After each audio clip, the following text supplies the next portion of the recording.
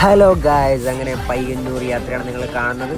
അപ്പോൾ ആ പോകുന്ന വഴിക്ക് തന്നെ കണ്ടത് ചെറുവത്തൂർ നിങ്ങൾ മണ്ണിടിഞ്ഞതിലൊക്കെ അറിഞ്ഞത് കാണുമല്ലോ. അപ്പോൾ മണ്ണിടിഞ്ഞതിനകത്ത് 2-3 വണ്ടിയൊക്കെ പെട്ടിട്ടുണ്ടായിരുന്നു. വെട്ടെന്ന് പറഞ്ഞാൽ പുറത്ത്, മണ്ണിനടിയിലല്ല. അങ്ങനെ ഈ മണ്ണിടിഞ്ഞ ഭാഗമാണ് നിങ്ങളിപ്പോൾ ഈ കാണുന്നത്.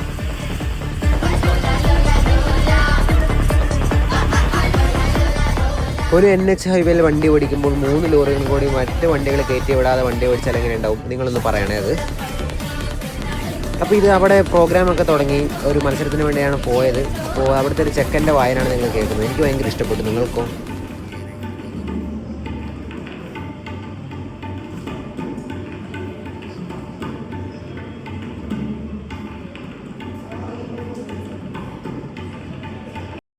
പിന്നെ ഞങ്ങളുടെ ഇവൻ്റ് എല്ലാം കഴിഞ്ഞ് ഞങ്ങൾ നേരെ ചോറ് കഴിക്കാൻ വേണ്ടി വന്നു. ഞങ്ങൾക്ക് അവിടെ ചെന്ന് പരിചയപ്പെട്ട ആൾക്കാരൊക്കെയാണ്.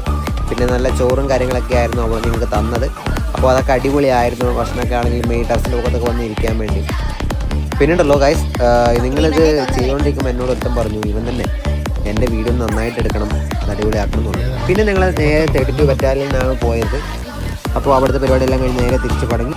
അപ്പോൾ ഇന്നത്തെ വീഡിയോ ഇത്രേ ഉള്ളൂ. അപ്പോൾ ബൈ ഗൈസ്.